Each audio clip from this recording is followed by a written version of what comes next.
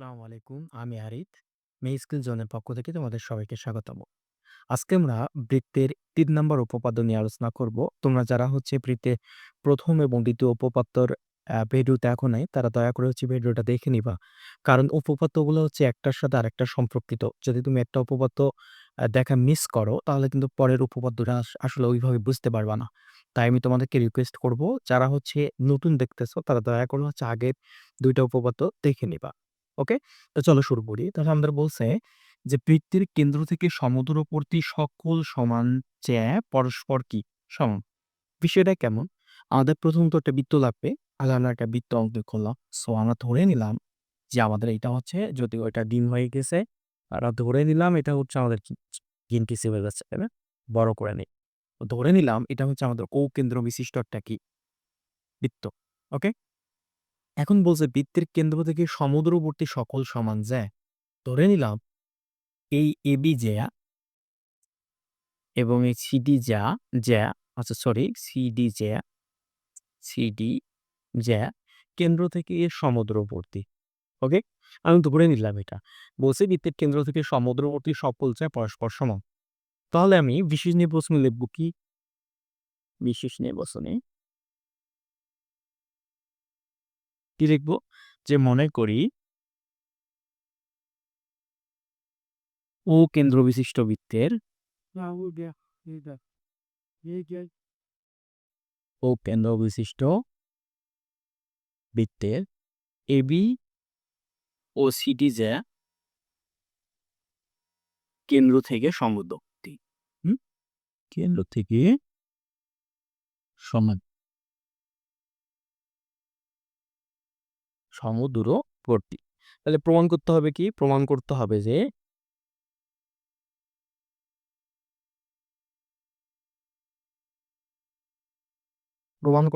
আমাদের কি প্রমাণ করা লাগবে? যে এবি সমান কি? সিডি।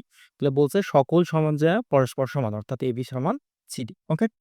তাহলে আমি তোমাদের আগেও বলছিলাম, আগের ২ টো উপপাদ্যের যখন আমি লেকচার দিচ্ছিলাম তখনও বলছিলাম, এখনো বলতেছি যে যখন আমরা এরকম কিছু পাবো, তাহলে আমাদের প্রয়োজন হবে মিনিমাম ২ টা ত্রিভুজ। বাট এখানে কিন্তু কোনোভাবেই আমাদের ত্রিভুজ নাই। তো আমরা কি করব? ত্রিভুজ যদি না থাকে তাহলে আমরা কি করব? তাহলে আমরা বলতেছি যে সিডি রেখার উপর কি? সিডি রেখার উপর ও এম লম্ব এবং এবি রেখার উপর ও এম লম্ব অঙ্কন করতে হবে। এটা আমরা বললাম। কারণ কি? আমাদের মিনিমাম ২ টা ত্রিভুজ লাগবে জন্য এই কাজটা আমরা করতেছি। তারপর আমরা বলতেছি যে এ, ও এবং ও, সি যোগ করি। তাহলে আমরা এখানে অঙ্কনে কি করতেছি? অঙ্কনে আমরা বলতেছি যে সিডি রেখার উপর সিডি, হ্যাঁ? আ ও একবারে না লিখি, সিডি ও এবি রেখার উপর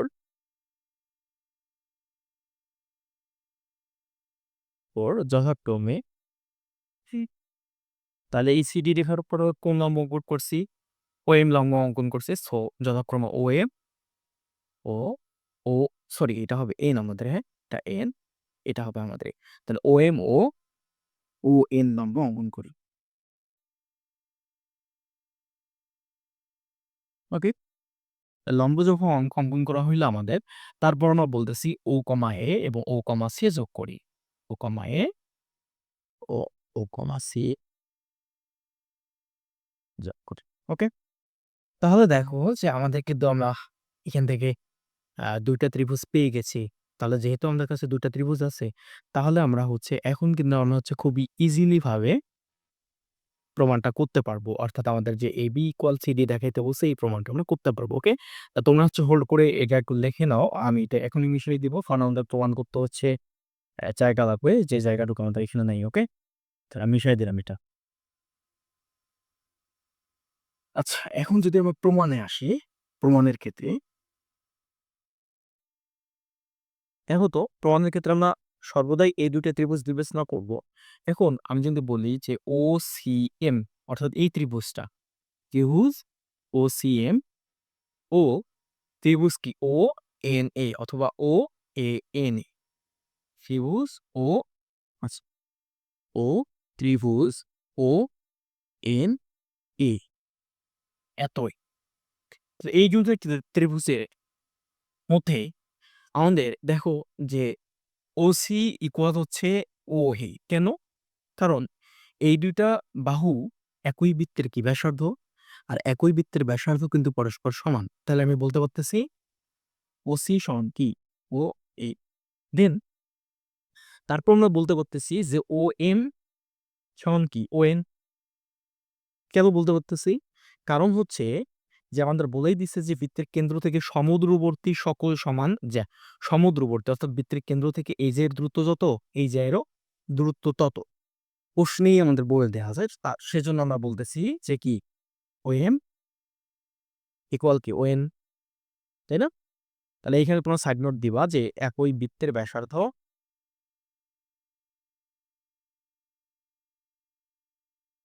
দেন এখানে বলবা যে কেন্দ্র থেকে এখানে কিছুই দেওয়ার দরকার নেই। বাট বলবা যে উদ্দীপকে বা প্রশ্নে দেয়া আছে। তারপর দেখো যে আমরা যখন অঙ্কন করছিলাম, আমরা কি বলছি?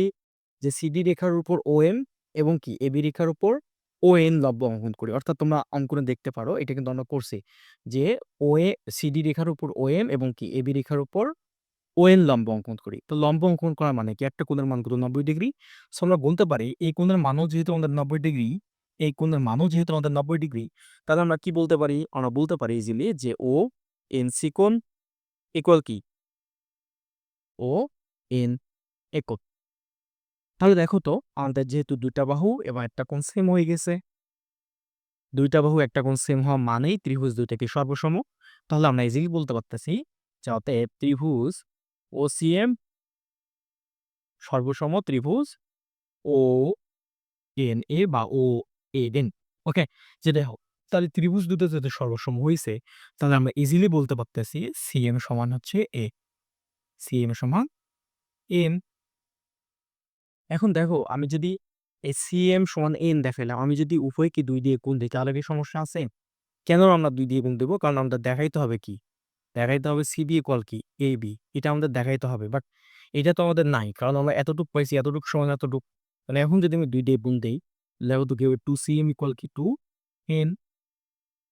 তাহলে এখন দেখো যখন আমরা লম্ব অঙ্কন করছিলাম এইখানে, আমাদের ১ম উপপাদ্য ছিল যে ব্যাসভিন্ন কোনো জ্যায়ের উপর অঙ্কিত লম্ব ওই জ্যাকে সমদ্বিখণ্ডিত করে। তাহলে এই ON যেহেতু CD এর উপর লম্ব, তার মানে ON CD কে কি করছে? সমান ভাগে বিভক্ত করছে। অর্থাৎ CM ও যতটুক, C থেকে M ও যতটুক এবং এই M থেকে D ও ঠিক ততটুক। তাহলে আমরা দেখছি যে এখানে আমরা বলতে পারি যে 2cm মানে হচ্ছে 2cm, cm আছে ২ বার। অর্থাৎ একবার এইদিকে দাও আরেকবার এইদিকে দাও। তাহলে আমরা কি লিখতে পারতেছি? এটাকে পুরোটাকে লিখতে পারতেছি AD, CD। তাহলে এখানে আমরা লিখব CD, দেন সিমিলারলি 2n অর্থাৎ এই n এটাকে ২ ভাগে বিভক্ত করছে। তোমরা 2n অর্থাৎ 2n এখানে এতটুক আবার এখানে এতটুক। তাহলে এটাকে আমরা বলতে পারতেছি AB। তাহলে এখানে আমরা বলতে পারতেছি AB।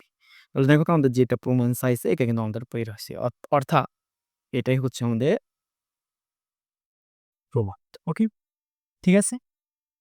তোমাদের যদি কারো সমস্যা হয় তাহলে তোমরা অবশ্যই কমেন্ট করবে এবং WhatsApp এ যোগাযোগ করতে